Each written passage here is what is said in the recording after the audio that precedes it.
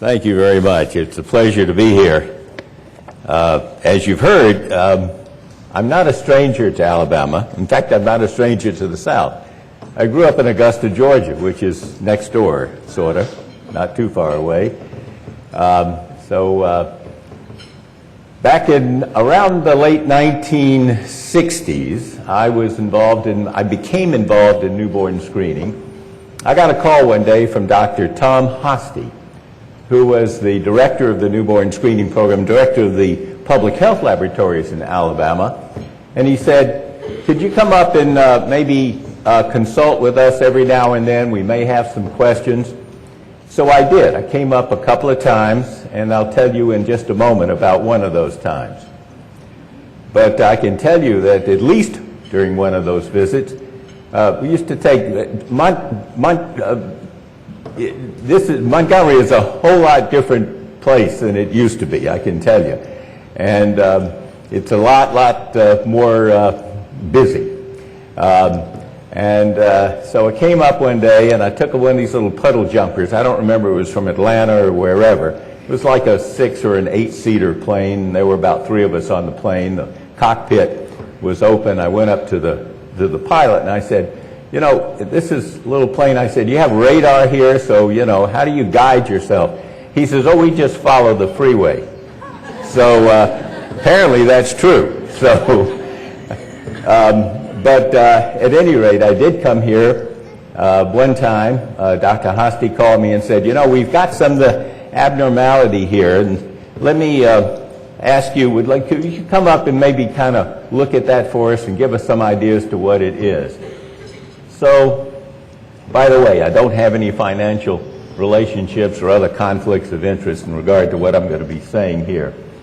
So, at any rate, Dr. Hosty and the group showed me a chromatogram, which I'm going to show you in just a moment.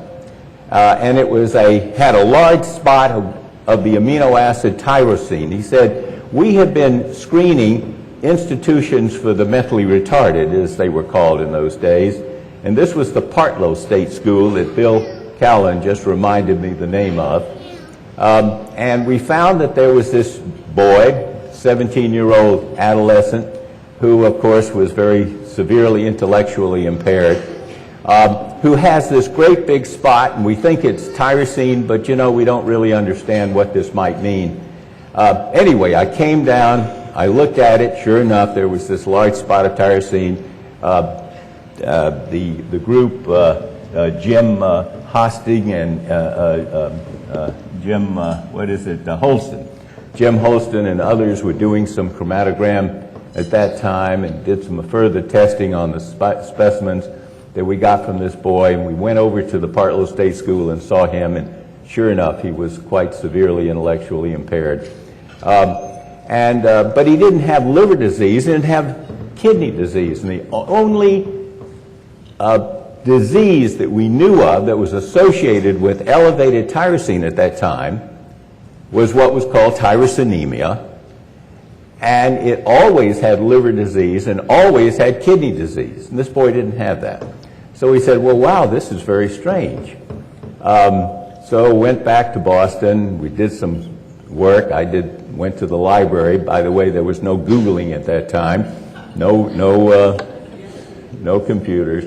Went back and went to the library and looked up the Index Medicus, as we did, and found out that there had been a similar case reported about 2 years before from the Netherlands. Again, it was a girl at this time, an adolescent girl who was severely intellectually impaired, who had very elevated tyrosine, but no kidney disease, no liver disease. And this became, we reported this as the second case of a new form of tyrosinemia that was now today called tyrosinemia type 2. So the form of tyrosinemia that has liver and kidney disease is today called tyrosinemia type 1. This was the second reported case in the world of tyrosinemia type 2 that is now one of the prominent diseases in inborn errors of metabolism.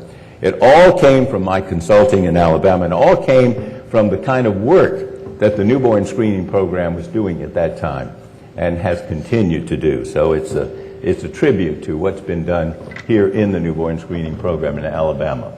This, by the way, was a paper chromatogram. Most of you who've been working in labs today don't really know what that looked like, but that was indeed a one-way paper chromatogram showing all of the different amino acids. This happens to be a picture of a boy with an elevated methionine, but tyrosine would have been a little bit higher than that, and that's what we saw in this boy before. Well, let me talk about the beginning of newborn screening, because as you've just seen from this wonderful presentation, Alabama was really at the forefront of a lot of the beginning. So many of you probably know a good deal of this history, but there are some other things that I think I can add. The beginning went from about 1959, when Dr. Guthrie really began to develop his newborn screening test. It was to prevent this picture from taking. This is a friend of mine, Tommy, who's now an adolescent, but he has PKU and he is retarded, and he was not identified in newborn screening, tragically. And again, it was newborn screening that was to prevent Tommy from looking the way he looked. The untreated phenotype, that is, the untreated manifestations of PKU, were well known when newborn screening began. It consists of intellectual disability of a moderate or severe degree, and it can be very, very, there's a wide spectrum of difficulty intellectually. Autism. As a matter of fact, the first cause of autism ever identified was from untreated PKU. And today we're still trying to find causes of autism, and unfortunately we haven't found a great many. But certainly PKU is one of them. Hyperactivity, many of these individuals are very, very hyperactive, particularly when their blood phenylalanine levels are high. And those of you in the audience who know PKU from your family know that when the blood level gets high, the individual with PKU really has a great deal of difficulty controlling their actions. Seizures of a severe or mild degree and eczema are other features of untreated PKU. The manifestations biochemically of PKU, as I think many of you know, are elevations of phenylalanine and a reduction in tyrosine. This is due to the lack of enzyme activity called PAH, which is responsible for the conversion of phenylalanine to tyrosine, and as a result of that, there are other metabolites such as phenylpyruvic acid and so forth that accumulate in the individual with PKU who is untreated. 80% of the phenylalanine that is in our body has to be metabolized to tyrosine. About 20% goes into protein, to making protein, because that's how we make protein in our body. We take amino acids that we eat from food, meat, vegetables, and which contain protein, and we break the protein down into its various amino acids. One of them is phenylalanine. It gets into our body, and then 20% of it then is used to make protein in our body. We're basically converting food protein, animal protein, into human protein. But 80% of the phenylalanine that comes into our body is not put into making protein. It has to be metabolized. It has to be changed to tyrosine. And that's the problem in PKU, because a person with PKU can't do that. And so consequently, the elevation of phenylalanine occurs. The phenylalanine crosses the blood-brain barrier from the blood into the brain, and when it gets into the brain, it has a neurotoxic effect. Now, we don't know why that occurs. What is there about phenylalanine that causes the brain to be damaged in the way it is in PKU? But we do know that that happens. So that is the reason why we have the intellectual impairment in untreated PKU. But PKU is an essential amino acid. Now, what essential amino acid means is that all of the phenylalanine in our body comes from the food, from the outside. We don't make phenylalanine inside our body. And so consequently, that leads to effective treatment. Because if we made phenylalanine, then if we were to limit the phenylalanine that comes into our body from food, it still would not get our phenylalanine levels down if we have PKU to the point which would be effective. But we don't make phenylalanine in the body. For instance, if you have a high cholesterol level, it's very difficult, virtually impossible, to only with diet control your blood phenylalanine level to a normal degree. Because we make phenylalanine, we make cholesterol in our body. Or if we have diabetes, it's impossible to keep our blood sugar down to a normal degree from just diet alone, because we make glucose. And that's why we need other things in hypercholesterolemia or in diabetes. But that's not true for PKU, because again, all of the phenylalanine in our body comes from food. So consequently, if we were to limit the amount of phenylalanine in the body through diet, which those of you who know PKU know very, very well, if we limit the amount of phenylalanine that comes into our body, then of course we can reduce the blood phenylalanine level accordingly. And so the diet consists of two portions, as you know. First of all, there are the low-protein foods. The low-protein foods consisting of low-protein natural foods such as fruits and vegetables, and special low-protein medical foods that are now manufactured by a number of different companies today. However, the amount of protein that we would be allowed if we were to only treat PKU with a low-protein diet and nothing else would be incompatible with life, because we need at least 0.8 to a gram per kilogram of protein in order to exist. And the amount of protein that outside of the formula that individuals with PKU would be allowed would be something like 0.2 or 0.3 grams per kilogram per day. And so consequently, something else has to happen. And that something else is the formula, which is the critical part of the diet. And that formula consists of all of the amino acids and plus minerals and plus vitamins that we need, but it does not contain phenylalanine, which of course is, so you get enough amino acids so you have protein equivalents that allow you to have a perfectly normal nutrition, but not phenylalanine. Well, before newborn screening in the late 1950s, it was recognized that if you started the diet early enough in PKU, that is in the newborn, and control the blood phenylalanine level, you could actually prevent mental retardation. And this was discovered in families in which PKU was already known. So a sibling would be known to have PKU, in this case, a brother, and a newborn would come into the family, and that newborn would be specifically tested for phenylalanine to determine whether that newborn had or did not have PKU, and if the phenylalanine level were high, of course the baby would be identified as having PKU and put on diet. And a few families did have this. They were reported, and this became well known as a method for preventing the intellectual disability of PKU.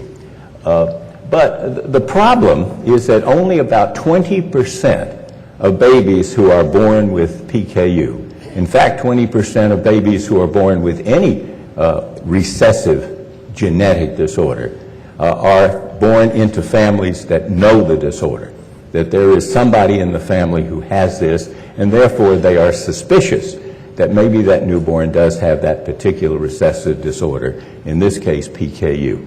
80% of families into which PKU or any recessive disorder are 80% in which a new baby is born do not know anything about that disease, have never heard of the disease, have no idea what we're talking about when we say the baby has PKU.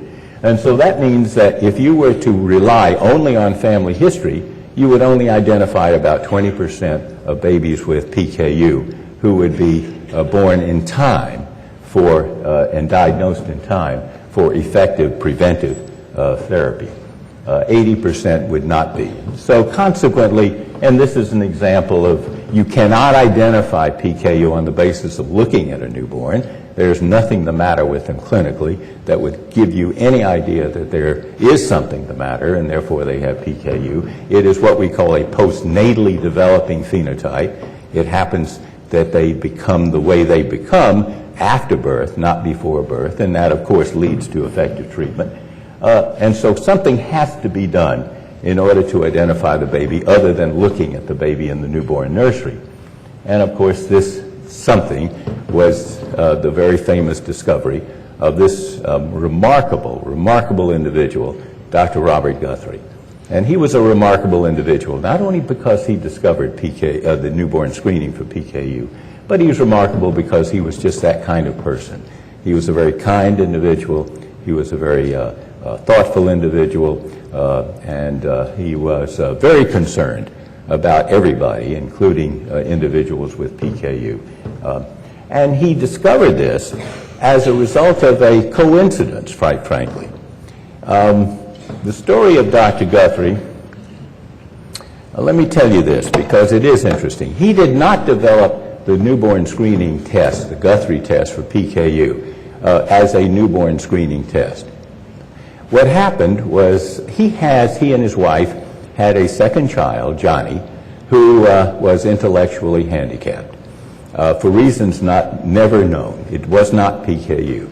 But because of Johnny's intellectual disability, he and his wife were very interested in the associations for retarded children, particularly what was called the National Association for Retarded Children at that time, NARC. And he was the program chairman for the local NARC chapter.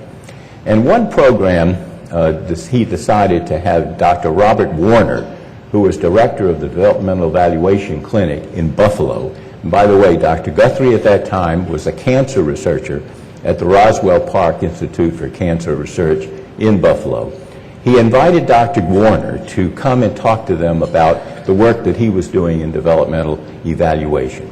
And Dr. Warner explained to the group that they were treating people with PKU and explained what the results were. Now, these were individuals who were diagnosed with PKU before newborn screening, diagnosed on the basis of their intellectual disability, their hyperactivity, their autism.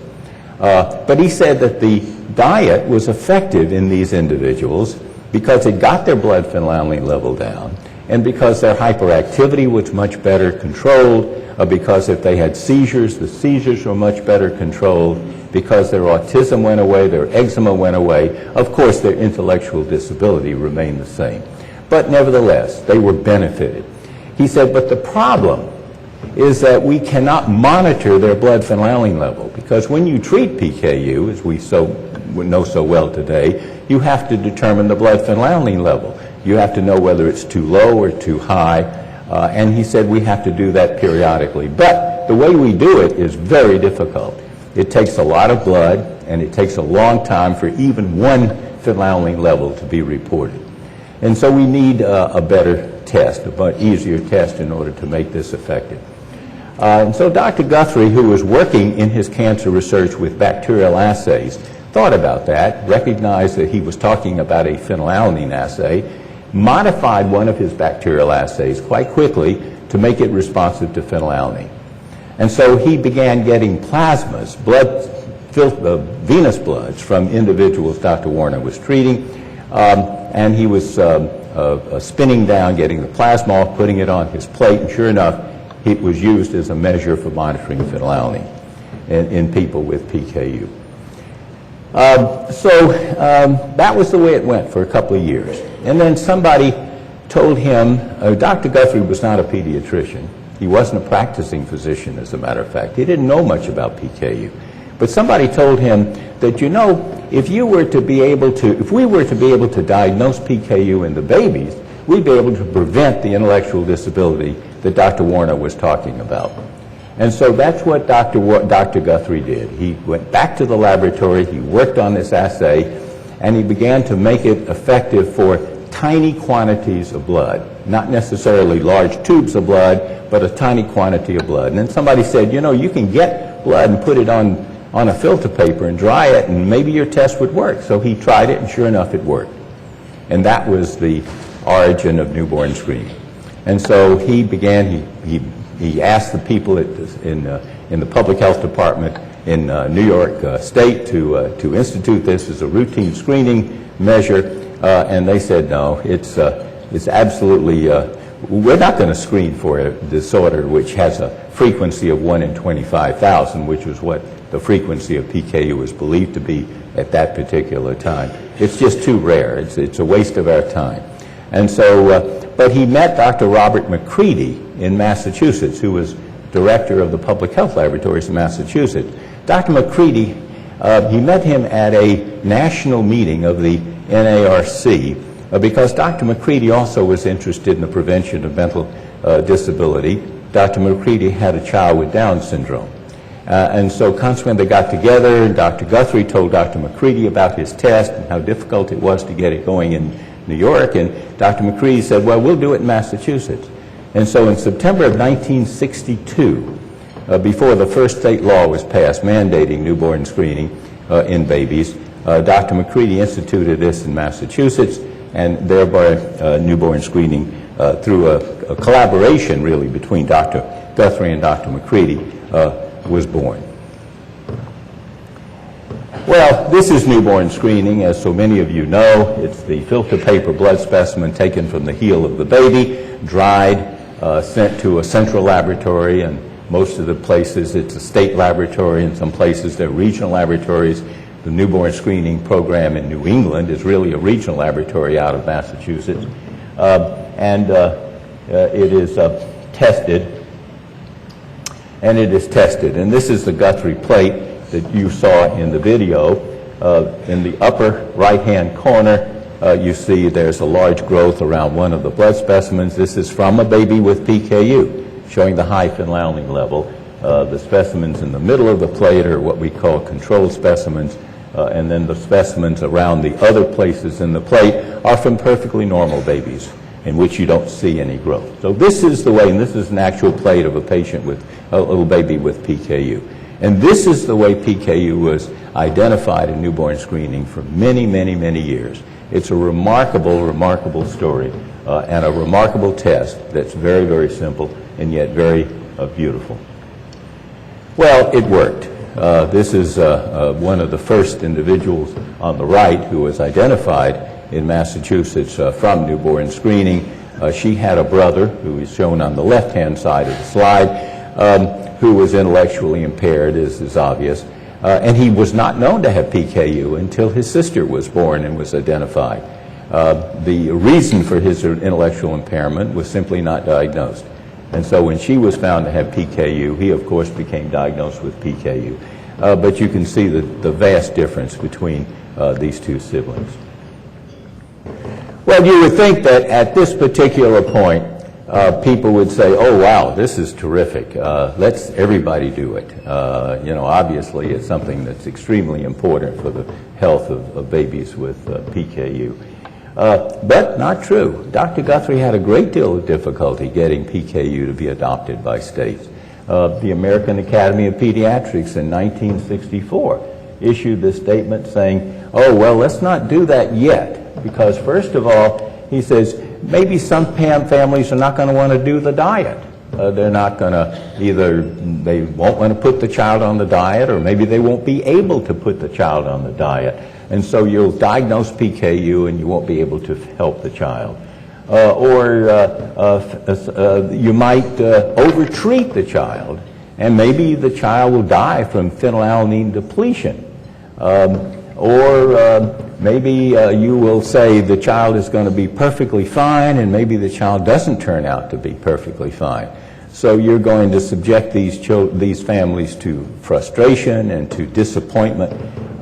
So it's really too early to even think about routine newborn screening for PKU. But over these objections came state laws and came enthusiasm from those who knew better. And so consequently, despite this opposition, and Dr. Guthrie, by the way, was a remarkable, remarkable salesman. He told me that the reason he was able to be so convincing was because his father was a door-to-door salesman. He said his father would, stick his foot in the door, not let people close it, the old story of the salesman.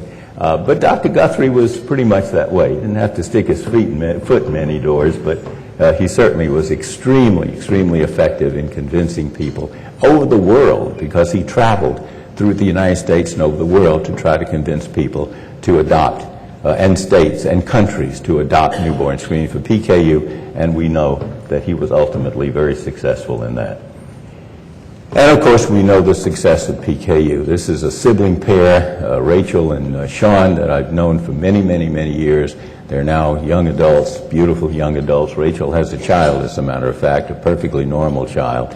And they represent the pictures that I'm sure you have seen and you can show over and over and over again, the success of PKU screening. Well, when PKU screening was recognized as being successful, people who were knowledgeable about metabolic disorders were asking the question, what about other disorders? I mean, PKU is a disease that causes problems. It's a disease for which we have treatment that'll prevent the problems only if it's diagnosed in the newborn. We know that there are other diseases like galactosemia and maple syrup urine disease and others. Can we do the same for those disorders? And so indeed, here's a picture of a baby with galactosemia. He's jaundiced. It's a picture of a child, tragically a child with maple syrup urine disease, very severe neonatal disease that can cause death into the newborn or severe intellectual impairment. It's a disease in which the difficulty is not in the metabolism of phenylalanine, but the metabolism of another series of amino acids, branched-chain amino acids, leucine, isoleucine, and valine. So they increase, leucine particularly, which is the neurotoxic amino acid for this disease. Homocystinuria, a disease in which there's intellectual disability, dislocation of the lenses, skeletal abnormalities, thromboembolism, which is blood clotting, and this is a disease in which methionine increases as a result of the metabolic block in homocysteine to cystathionine, and so methionine is a secondary increase. So, at any rate, Dr. Guthrie developed 4 bacterial assays in addition, 3 in addition to phenylalanine. Bacterial assay for methionine to pick up the disease homocystinuria, galactose for galactosemia, and leucine for maple syrup urine disease. And so this became the multiple testing that a number of different states were doing. And I know that it was mentioned and shown in your video that you were doing and it's mentioned, I think, in one of the handouts we have at the table, that you were doing PKU screening. But I can tell you that in the 1960s and early 1970s, it wasn't only PKU screening that you were doing in Alabama. You had actually adopted all of these bacterial assays. The only reason that you say PKU is screening is because that's what everybody calls it. Even today, when you talk to a physician, he'll tell you the PKU test was abnormal. It doesn't mean the baby has PKU. The baby could have congenital hypothyroidism, for that matter. The baby can have galactosemia. The baby can have anything. They always say the PKU test. So that's the way it's known, and that's the way some people record it. But you were doing a lot of these multiple assays at that particular time as well. And they were working. And so babies with maple syrup urine disease, this is Paul, my friend. He's a wise guy, but he certainly is not, he certainly doesn't have the features of maple syrup urine disease, fortunately. And this is another friend with homocystinuria who was identified newborn screening, and he's a perfectly normal boy. Well, come along, 75, 76, 77, into the 80s, into the 90s, we have a second wave of newborn screening expansion. And this is an extremely important wave. The endocrinopathies, and by endocrinopathies I mean particularly congenital hypothyroidism and sickle cell disease. This came about as a result of the filter paper blood specimen. Let me just tell you that one of the things Dr. Guthrie continually said is the most important thing he did was to develop the filter paper blood specimen. Yeah, of course, the PKU test was obviously important to get things started. But it's the filter paper blood specimen that allows all of the expansion to be done. You know, because can you imagine if you had to take a tube of blood from every newborn, maybe even 2 tubes of blood from every newborn, if that was necessary for all these assays that would be done outside of newborn screening? It would be impossible. We would never get newborn screening going.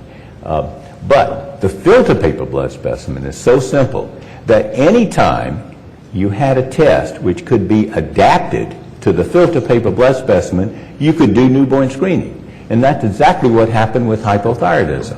Now, the test for thyroxine was known, it was a radioimmunoassay or other kind of assay that was known for many, many years as a measure of identifying people with low thyroid. But the critical part was that in 1973, 74, 75, Dr. Dussault, who was working in California with Del Fisher at the time from Quebec, adapted the radioimmunoassay that was known to use serum, adapted it to the filter paper blood specimen. And that allowed congenital hypothyroidism to be added to newborn screening. And it's been one of the most important things added to newborn screening. First of all, these individuals have intellectual disability. If they are not identified this way, they can have the coarse facies, hypotonia, and other terrible problems of congenital hypothyroidism in the untreated state. Some of these individuals were in the institutions. Other individuals were in their families, but they were known with this terrible pejorative term, cretinism. And it was a terrible disease. Newborn screening for congenital hypothyroidism has turned this entirely around. And one of the great advantages of identifying congenital hypothyroidism by newborn screening is that it's so simple to treat. You just give them thyroid medication. So it's even far, far, far easier to treat than PKU. But it works beautifully. So that the picture that I just showed you of a child with congenital hypothyroidism, we no longer see. It's almost impossible to find anybody, thank goodness, with that picture of congenital hypothyroidism today. And the other extremely important thing that came along at this time was testing for hemoglobinopathies, specifically sickle cell disease. This testing for sickle cell and identifying sickle cell disease was a very interesting new direction for newborn screening. Up until sickle cell disease became incorporated into newborn screening, it was assumed that you would only do newborn screening for disorders in which you had preventive therapy. Tragically, we even today don't yet have preventive therapy for sickle cell disease. But it turns out that about 10% of infants with sickle cell disease will die from overwhelming infection, sepsis, within the first few months of life if they are not diagnosed with sickle cell disease. And if you diagnose them with sickle cell disease from the newborn, you put them on prophylactic antibiotics and you prevent this from happening. And so it was based on this preventive measure, although we don't have complete prevention for all the manifestations of sickle cell disease, was based on this method of preventing early death that sickle cell disease was incorporated into newborn screening. A very, very important incorporation because the principle of that incorporation, newborn screening, has now become the principle for cystic fibrosis testing. So it represents and of course, it's true for a lot of the things that we now screen. Unfortunately, we don't have totally effective therapies for some of them, but we can do a lot for these individuals. Well, came 1995 and into the late 1990s and early 20,000 came what I call an explosion of newborn screening. It really was the incorporation of tandem mass spectrometry into screening. Now, this came about because of children like Samantha. Samantha is a child who, as you can see from this picture, is devastated. She's devastated because she has had encephalopathic episodes that have just destroyed her brain. And this is what Samantha looked like when she was a baby, a perfectly normal child. In fact, she was normal in every respect until she was about 9 months of age, had her first encephalopathic episode in association with an infection, with a routine infection, upper respiratory infection, high fever, and she suffered this episode and then subsequently other episodes, and has left her with that. And it was that people began saying, well, what about other disorders like this? Can we prevent this from happening in other children? And so the answer became tandem mass spectrometry. Now, this was a technology, again, that was applied to a filter paper blood specimen, a technology that had been known for about 20 years before as a method for characterizing proteins, measuring drugs, and other kinds of things. The group in Duke succeeded in applying this technology to that Guthrie specimen, that filter paper blood specimen, and said, look, you can do amino acids, you can do organic acids, and so forth with this technology. We can do it on a newborn blood specimen, the same kind of specimen that's used for all of the newborn screening. And it's a wonderful, wonderful technology.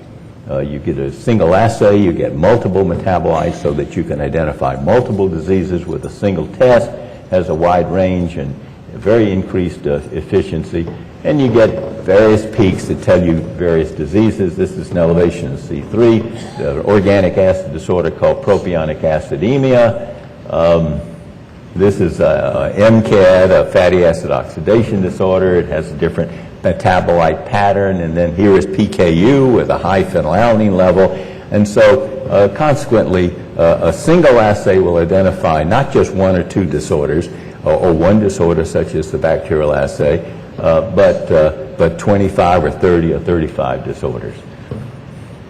And here is just a partial list of the many disorders that can be identified by a tandem mass spectrometry and newborn screening. So it has allowed newborn screening to go from one disorder, PKU, all the way to 25, 30, 35, even 40 disorders that we now know newborn screening can identify.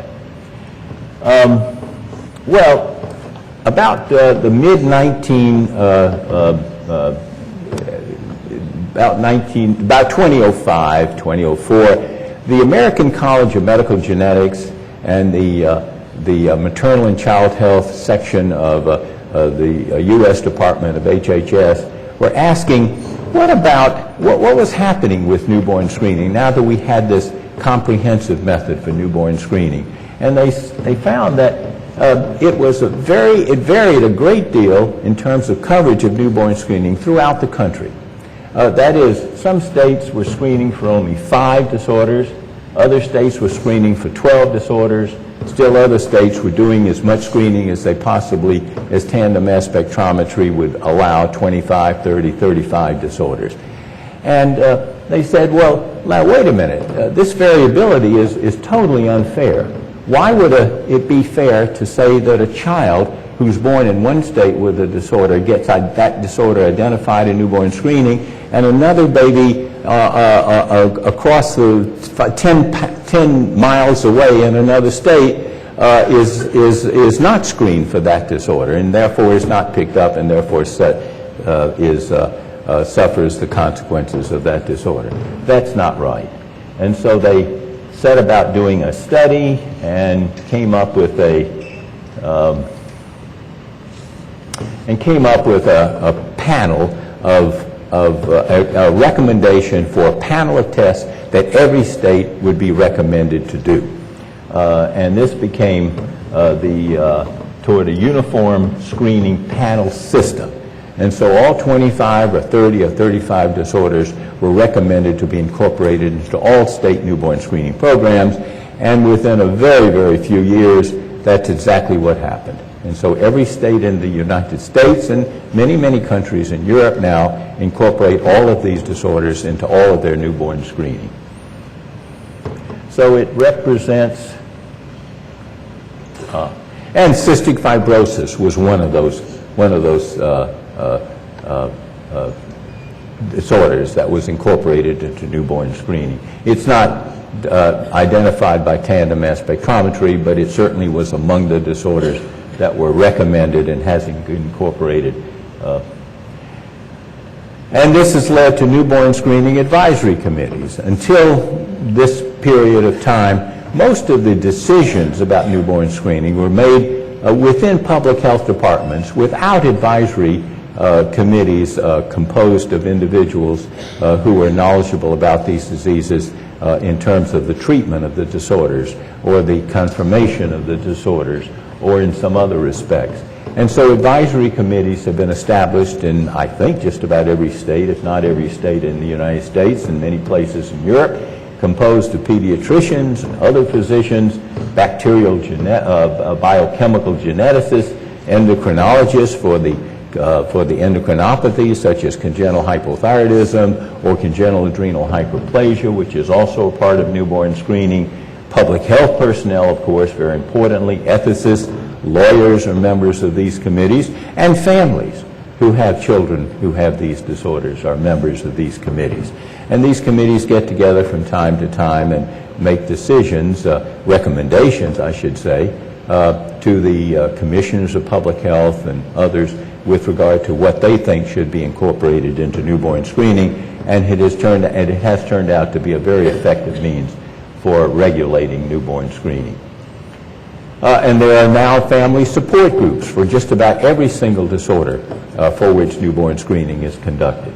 National PK Alliance, the National Urea Cycle Group, Organic Acid Cystic Fibrosis Foundation, Hunter's Hope Foundation for Krabbe disease, the Fatty Acid Oxidation family groups, and so on and so forth.